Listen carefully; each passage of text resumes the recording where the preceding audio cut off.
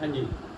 तो आपका क्वेश्चन था कि मैं डीपली बातें कर रहा हूँ, है ना, और गृहस्थ में रहते हुए बिगर किसी बंधन के वो ज़्यादा अच्छा है, बेटर है हरि नाम पाने का या मुक्ति पाने का या उसका, ठीक है। तो मैं आपसे ये कह रहा था कि अनजाने में पाप तो नहीं लेना ना, ये तो आपकी बात ठीक है ना, ये तो आपको बात समझ आ गई, हाँ। है ना। अब ये लोग कह रहे हैं कि आप गृहस्थ आश्रम निभा रहे हो और गृहस्थ आश्रम सबसे बड़ा है, बात भी ठीक है, ठीक है। लेकिन इसके अंदर मूल बात ये आती है कि हम क्या करें जिससे पाप ना इकट्ठा हो और गृहस्थ आश्रम में ही एक रास्ता निकल जाए, ठीक है ना। तो अगर ये है तो फिर तो आपको माला और इन सबके हरि नाम के टंटे में नहीं पड़ना, अच्छा। समझिए आप। गृहस्थ आश्रम का अर्थ ये है कि एक वो बहुत बड़ा आश्रम है, और जो ग्रंथों में लिखा है अगर वहाँ आप ईमानदारी से चलते हैं तो उससे उसका मुकाबला सन्यासी भी नहीं कर सकते। क्यों? क्योंकि सन्यासियों के ऊपर जिम्मेवारी नहीं है। दुख, तकलीफ, कष्ट, इसको पैसा देना, उसको पैसा देना, ये उनके जीवन में नहीं है। ये सारे टॉर्चर, परेशानियां होते हुए, रहते हुए, और हम ईमानदारी से उधर चले जाएं, ये है गृहस्थ आश्रम। अब इसका साधारण तोड़ मतलब एक ऐसा सिंपल सा रास्ता कैसे संभव हो, ठीक है ना।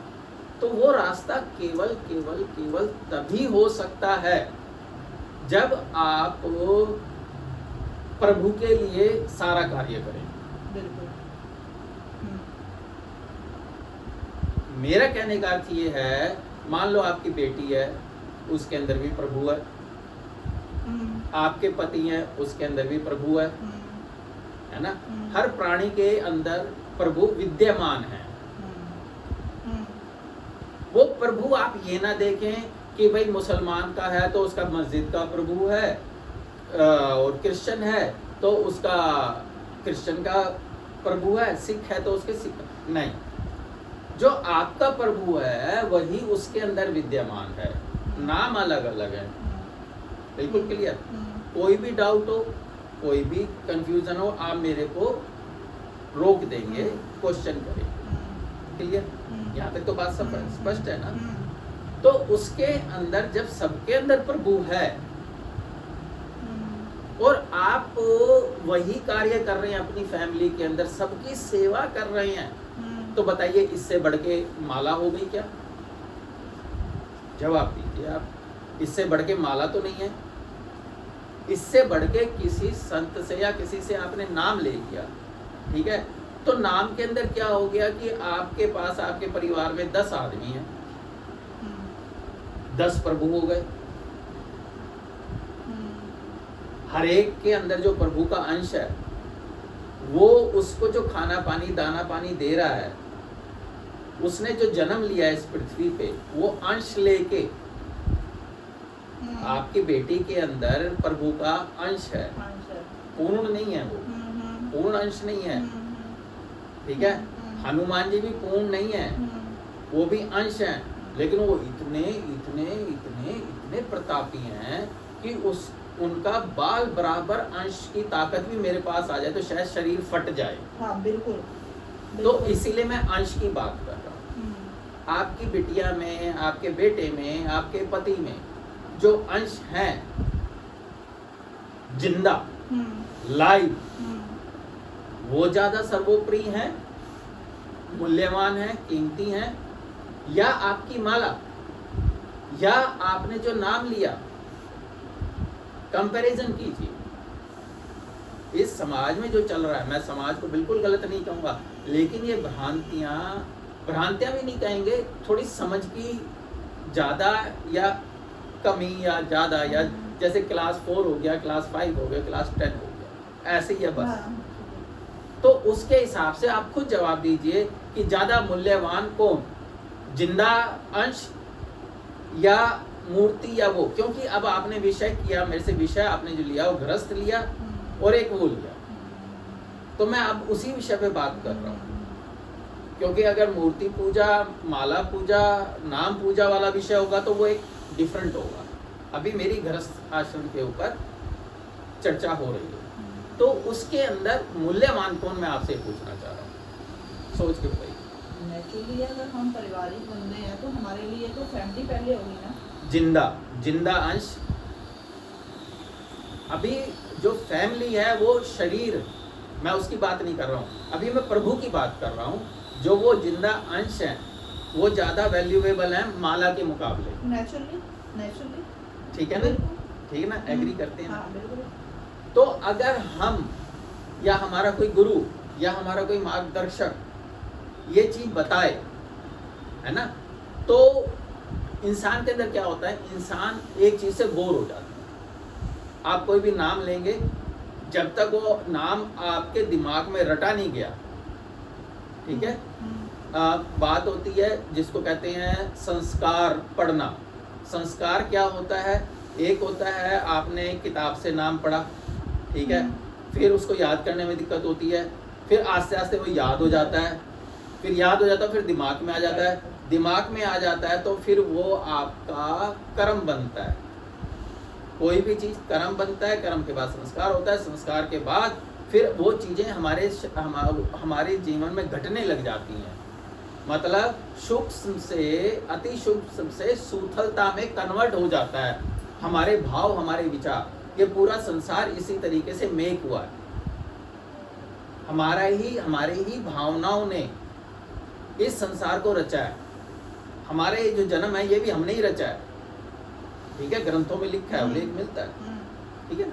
तो इसी तरीके से वो जो मंत्र है या जो भी है, वो जब तक हमारे उसमें आता नहीं और हम एक टाइम पे बोर हो जाते हैं, क्यों, हमारी प्रवृत्ति, हमारे मन की चंचलता, तो हमें बड़े से बड़ा नाम के अंदर फिर हमें मजा नहीं आता।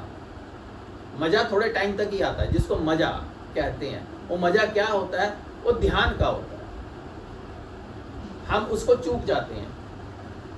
मेरी बात समझ रहे हैं? जैसे पानी में लकड़ी पड़ी और वो लकड़ी जब तक गीली होके वजनदार नहीं होगी तब तक नीचे नहीं जाएगी, वो ऊपर ही रहेगी। तो ऐसे ये जो नामधारी हैं या जो भी हैं, ये ऊपर ही ऊपर रहते हैं, नीचे नहीं जाते। नीचे बहुत कम पुण्य आत्माएं जाती हैं, प्रभु के नाम की, अंश के नाम का वो गोता नहीं लगता। तो इसी तरीके से वो एक अलग दुनिया है, मैं उसकी चर्चा नहीं कर रहा हूँ, गृहस्थ की बात कर रहा हूँ। तो गृहस्थ के अंदर भी संभव है, जो मैंने बताया, इतनी परेशानियां, इतना होते के बाद भी अगर आपको हर प्राणी में वो अंश समझ के, ये क्या हुआ, बंद हो गया क्या? ऑन है, पता नहीं। हाँ जी, तो हर एक प्राणी के अंदर प्रभु नाम का वो है। इसके अंदर जो आपके अपने हैं, ठीक है, जो आपके अपने हैं, उनके अंदर आपको उनकी सेवा करने में ज़्यादा रस आएगा। और जो आपके अपने नहीं हैं, उसके अंदर आपको एक गैर भावना होगी, लेकिन वो बहुत दूर की बात है। शुरुआत में आपको उनको ही पकड़ना पड़ेगा। और किस ईमानदारी से पकड़ना पड़ेगा? आपको ईमानदारी इतनी पकड़नी पड़ेगी कि उसके अंदर सिर्फ प्रभु का अंश ही देखोगे, गलत नहीं देखोगे। ये जो पंच तत्व हैं, ग्रंथों में लिखा गोमूत्र की ढेरी है, ये होना है, सच्चाई, ये सच्चाई है। इसमें शुद्धिकरण की बात ही खत्म हो जाती है। आप रोटी बना रहे हैं तो जैसे ठाकुर जी का भोग लगाना है, सेम। पति ने डांट दिया, कोई बात नहीं, मेरे जो पाप कर्म थे वो कट गए। कष्ट पड़ा कहीं से, पैसों की दिक्कत हुई, कोई बात नहीं, वो करेगा। मतलब प्योर ईमानदारी। क्लियर? प्योर ईमानदारी। तो उसके तहत जब आप चलेंगे उसके ऊपर, तो हल्का हल्का रस आना शुरू हो गया, ठीक है। तो उसके अंदर सबसे बड़ी बात है कि जब आप इतनी सारी चीजों को इग्नोर कर देंगे, नेगेटिविटी को, गू मूत की ढेरी, उसको सब अलग कर दोगे और सिर्फ प्रभु का विजन रखोगे, वो आपको दृष्टिपात होना स्टार्ट होएगा, तो आप हल्के होने शुरू हो जाओगे। हल्का मीन्स कि आप फिर कमियां निकालनी बंद कर दोगे। माला वाला के चक्कर में ये होता है कि क्योंकि कोई भी गुरु तो ये बात बताता नहीं, ठीक है ना, वो तो एक और जैसे सब्जी के साथ अचार रख दिया, बस हम सब्जी खा रहे हैं, स्टार्टिंग में अच्छी लगती थी, अब सब्जी से बोर हो गए तो अचार ले लिया, तो फिर हमें स्वाद आना लग गया। तो यही माला है, वो अचार है, जिंदगी के अंदर रस आना शुरू हो गया, लेकिन पार तो नहीं हुआ। कल को हम उससे भी बोर हो जाएंगे, फिर अचार की जगह दूसरा अचार ढूंढेंगे। तो क्या हमने इसीलिए जन्म लिया है कि हम ढूंढते ही रहें? मेरी बात समझ गए ना आप? तो ये बेटा इसकी रिकॉर्डिंग देख लेना, कहीं मेरे को लग रहा है कि डिस्कनेक्ट हो गया है। नहीं 11 मिनट हो गए अंकल। इसको पास कर दो, यहीं से हम दोबारा टॉपिक शुरू कर देंगे। पास करके पहले सुन लो थोड़ा, फिर पीछे करके, या मेरे पास ले आओ, इसको पास कर दो। पॉज कहाँ से होता है? स्टॉप कर दो ना, स्टॉप करके फिर दोबारा से स्टार्ट स्टॉप हो। कर दो। नहीं, पहले रिकॉर्डिंग सुन लेना मेरा।